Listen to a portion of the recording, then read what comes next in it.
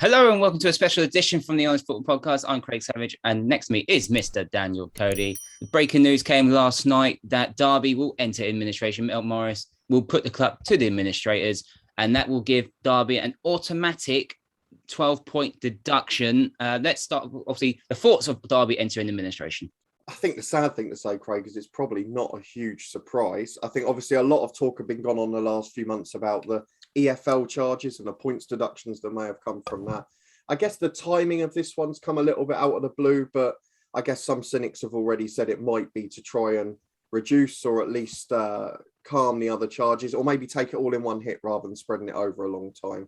But not really surprised financially. There's been little murmurings going around for a long time, not been able to pay players. They've been running at a huge loss for years, which I'm sure we'll talk about in a little bit. I know COVID doesn't help, but it's been blamed as the sole reason, which I don't think, again, is probably appropriate. But to be honest, Craig, I'm sure it's the same for you. I've seen it coming for a long time.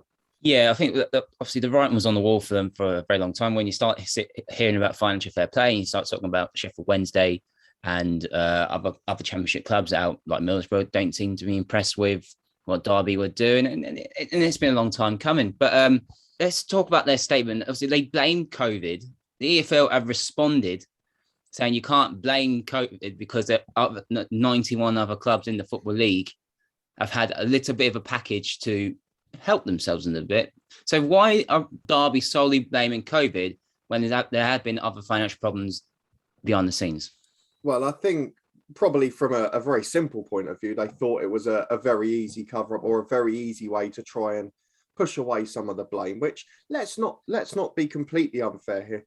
COVID will have had an impact because the loss will be greater than it was before. Of course, that's the same for any club. The problem is Derby's starting point was not good. I mean, over the 3 years prior, so 2016 to 2018, loads of stats have come out since.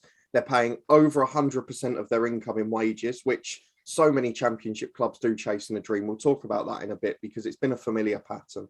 That can't help. If you're spending more than your whole income on player wages, you know you've got a problem to start with. They've been running at a £3 to £4 million loss each month since beforehand as well, where of course it's been even greater since. It's a real problem for Derby. I don't think it's fair for them to solely blame COVID. And as the EFL statement later mentioned, there was a financial package available. All of the other clubs have so far been able to meet the requirements to get that. Derby have obviously had legal proceedings open beforehand as well, which meant they weren't able to obtain it straight away. Yes, that will have harmed Derby, but that suggests there were problems beforehand. They were already in a position where there were legal matters in place. And I know some of them were dismissed later on, but it was surrounding that stadium sale, which we've talked about before. There's dodgy dealings behind the scenes. There's obviously the very famous Wayne Rooney 32 red deal, which with subsidised wages, but you're paying a player $100,000 a week in a championship. It was ridiculous. You can't expect things to end well when you're not running in a sustainable way, because if you're not prepared for something to potentially go slightly wrong and you're always working as a business on a best case scenario, you're going to have a bad day eventually. Let's get to the fans' point of view. It will put them on minus points before today's game regardless, so it'd be almost 12-point deduction. The fans obviously will feel the effect. We've seen that with ourselves, obviously Luton Town fans back in the mid-2000s and Wigan just recently. But how do you think the fans will the fans do? Do you think they have to get behind the team a lot more, or do they stay away or just protest against Mel Morris, or do you see that being in the middle? It's hard, isn't it? Because once administrators come in, you know that your money's not really going to the club as such, and it's quite a difficult position to be in. Let's be fair, the players, the management, the staff, albeit some of their wages in the past have led to it, it's not their fault. They're not the people who have caused this financial mismanagement. So I think the fans will still be behind them. The time I went to Pride Park a couple of years ago, it was an awful game when Philip Cocu was in charge, but the fans were loud. It was a brilliant atmosphere throughout. So I trust the Derby fans to do the same, but probably with some protests either side of the match, which wouldn't surprise me at all. The thing I wanted to say on the fans on Derby is we say this about every single one. Was it last summer we did Wigan and then Macclesfield as well, wasn't it? Is the fans are always the ones who are left to bear the brunt of it. It's their club and they're the ones that are going to end up either rebuilding or having not a lot left or seeing their side slide down the divisions as we did and out of the Football League with Luton even. The problem is we've got to balance that with the other side. Is we don't complain as fans when we're chasing a dream and we know we're spending beyond our means. And that was happening to an extent with Derby under Lampard.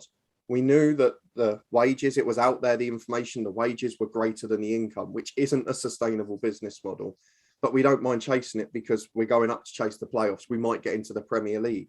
And Derby were one game away from not having that financial worry again. Chasing that dream has become too much of a burden for some owners and some clubs. And as fans, we've probably also got to look and think, are we next season going to, if this doesn't work out, have a situation where our club starts to fall through the divisions? But equally, the financial mismanagement behind the scenes, it bears fully in the boardroom for me. So the fans can't be at blame. I think they'll support the club greatly. And as we've said in all of these before, sometimes it has worked out, sometimes it hasn't.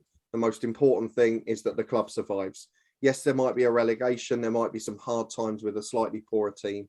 But as long as there's a club there to support on a Saturday, we know as Luton fans, even in non-league, it's still something to get optimistic for if your club's still there. Yeah, and let's get on to the squad and the management side of it. Obviously, it's September. The transfer window is shut. If it was come January, do you think obviously the administrators will make a fire sale and obviously put players up for sale and try and quickly generate some income from them, from player sales, and maybe possibly have to move Wayne Rooney on just because his wage himself might be a bit too high? Yeah, I mean, that's something that obviously has to be considered. I would imagine, given the way Wayne Rooney's reacted, I mean, all he's got to do is agree for the short term to take a wage cut, and he goes down as a hero, doesn't he? Let's be honest. So maybe it'll be a case where he just says, look, I'll suck it up for a few months. It's probably quite fortunate timing, like you say, from a player point of view. Again, we've seen it before with our club and some others where it's near a transfer window. The first thing that happens is player sales. So I wouldn't be surprised if there's some pre-agreed deals for January to get the money in. But you have to hope that at least for 3 months, this side can put together some results. Because we've said this in the prediction shows, Craig. They've actually started the season surprisingly well. They fought really hard with a tiny squad. And I guess the one thing for them in terms of players in and that for January is they were already under a transfer embargo and working in the free agent market. So it's not like it's going to have a huge impact on the way they were working and a massive impact on their squad. But I think we're going to see more of the same at Derby for the rest of this season. Half of the squad will be aging players who maybe won't be picked up by other clubs, and half of them will be young players coming through the academy or they're a little bit later down the line. We're probably not going to see many players in their peak at Derby County for a good couple of years now, which is sad. But again, as long as there's a football club there, if players are a casualty of that and have to be sold, so be it. We've seen it before at our club and many others. What we don't want here is this club to end up like a Bury or a Macclesfield and starting again right at the bottom.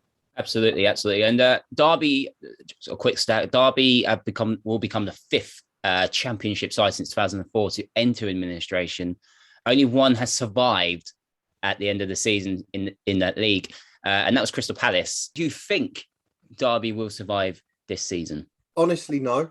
I think I said it in the chat last night, I think we've got a real situation where League One next year could be the biggest playing field in the country. And it's due to a mix. If you look at so many of those sides that are probably going to be in League One next season, a lot of it's because of clubs that have been in financial mismanagement since they've been in the top divisions. I don't think Derby will survive.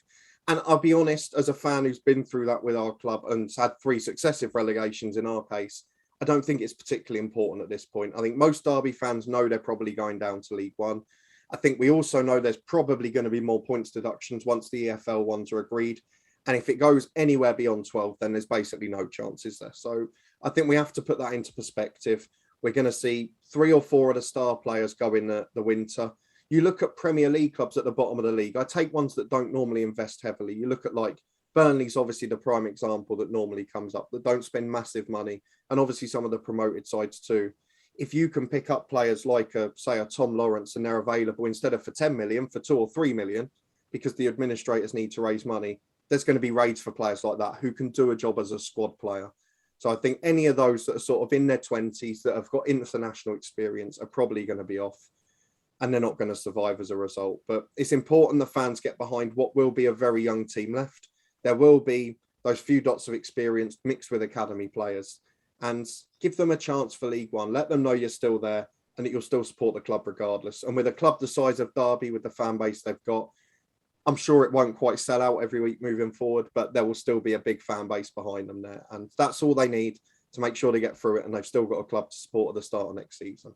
Absolutely true, and everything you just said there. We didn't even talk about the potential of -9 points. So potentially it could be a -21, which is probably the second highest club to have a points deduction like that since Luton Town's -30 points. And those are our thoughts on Derby entering administration. Let us know in the comments what you feel will happen to Derby and how you feel on this current situation for the Rams.